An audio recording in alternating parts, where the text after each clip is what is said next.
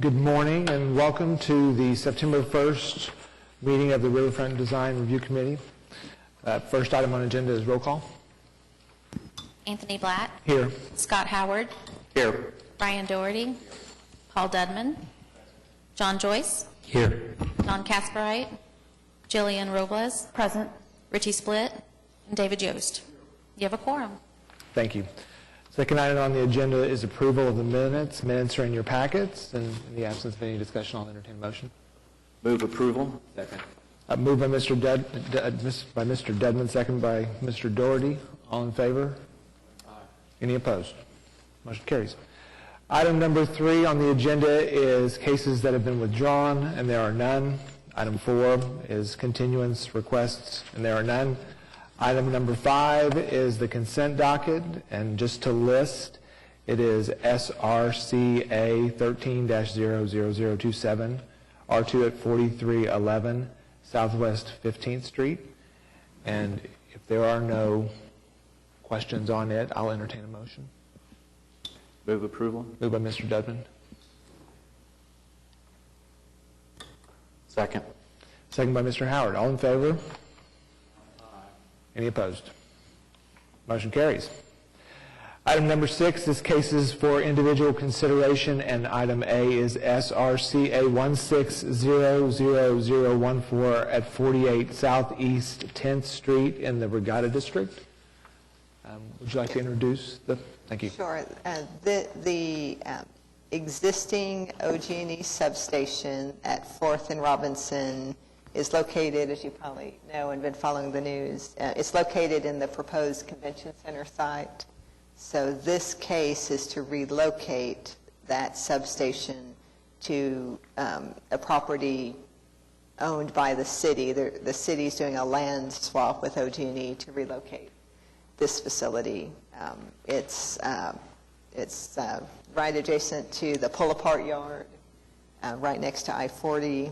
In the staff report, we identified that, what would be constructed is the substation itself. There's some small accessory structures for personnel.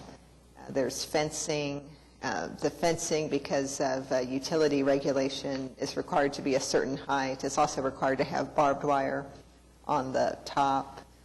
There is a limit to fence height in Scenic River, and barbed wire is not permitted. So to allow those things, they would require a variance, and we've detailed more details on that.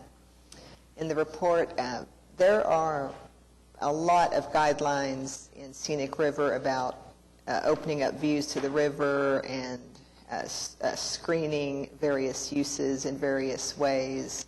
Staff believed because this site was so remote and pushed so far in the corner of this site that the trails adjacent to the river were essentially effectively already screened by the very mature landscaping, and we recommended approval.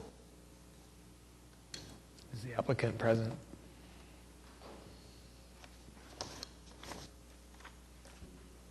Good morning, Riverfront Design Committee. I am Vance Krebs with Oklahoma Gas and Electric. And with me, I have brought Pete Gonzalez, who's with Burns McDonald, who is our design build general contractor, as well as Mike Lyons, who is sitting to his left, who is the project manager over this overall initiative, as well as our counsel, Paul Lefevre. And we have been working on this project in conjunction with the city for approximately 8 years, as the city has gone through many avenues of due diligence and what is the best site for their new convention center. And our involvement has been all the rerouting of the distributions, transmission lines, and to try to properly coordinate this initiative to support the services required for the growth of what the convention center would bring. The city had made I feel, a very good economic decision on selecting the River Yard as the relocation property because they owned it, and our Robinson substation, which currently feeds the downtown as one of the substations, feeds downtown, It feeds the Cox Convention Center. It feeds Chesapeake Arena. It feeds Bricktown. It's a very responsible site as far as power distribution to the CBD. Having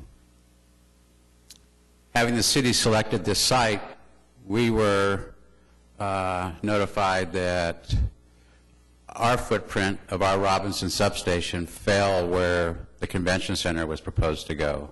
So as a partner with the city, we agreed to relocate to the city's property here next to the river yard. This is a very complex project.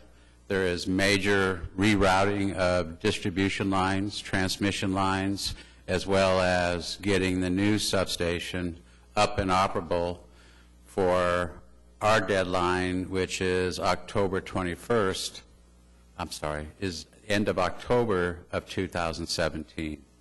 We reached an agreement with the city June 21st and executed the real estate acquisition contract. And this is our first opportunity to get in front of you to hopefully gain your approval on the proposed relocation of the substation on the city's property.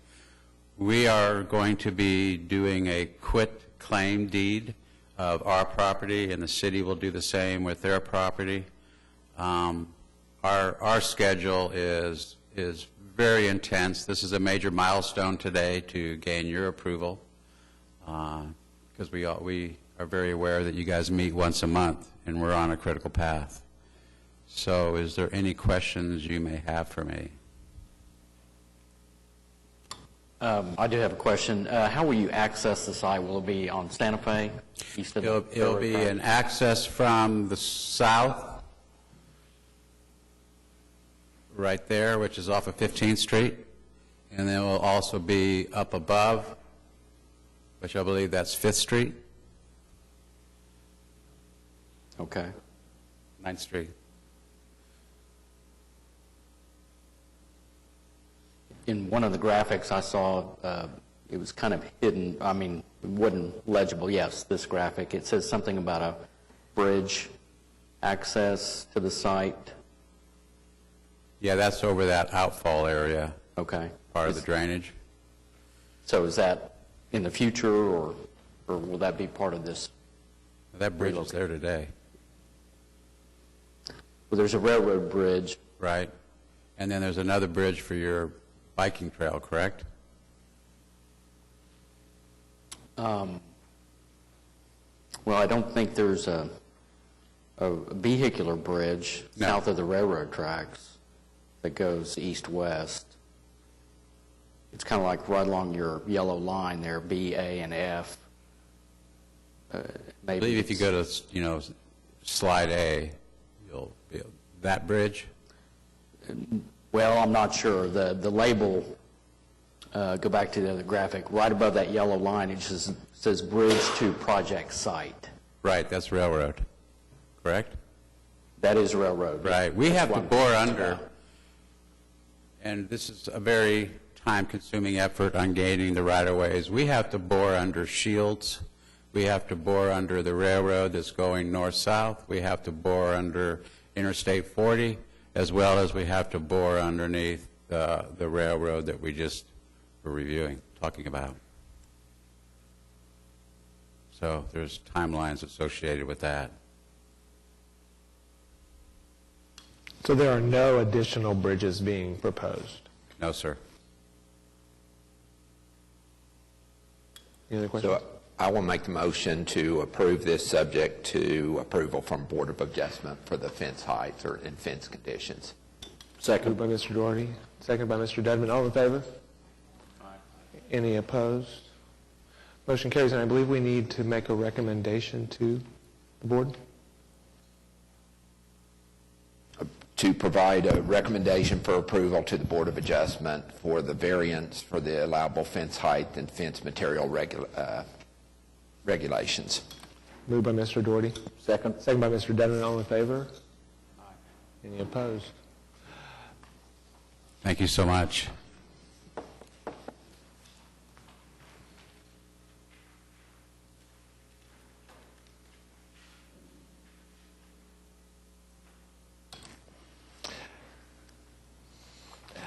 Item number 7 is other business, and we have a meeting schedule. Consideration and possible action on the 2017 meeting schedule.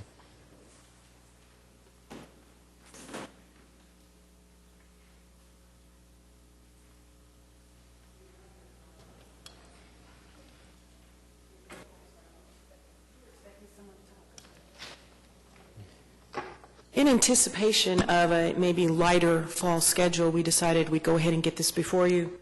And it's, as a practice, you usually do it maybe a month or two later than now, but always on Thursdays. The holidays don't affect anything other than one of the meeting deadlines, which we've noted on here.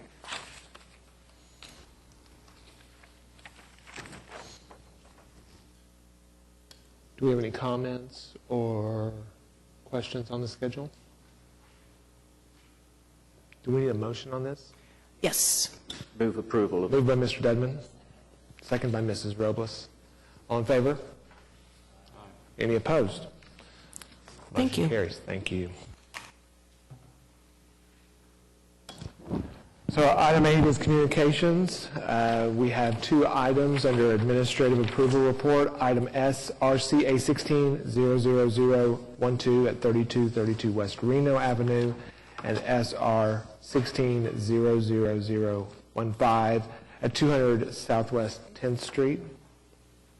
Do we have anything to discuss on this? Okay. Only if you have questions. No questions? All right. Item B is comments from planning department staff.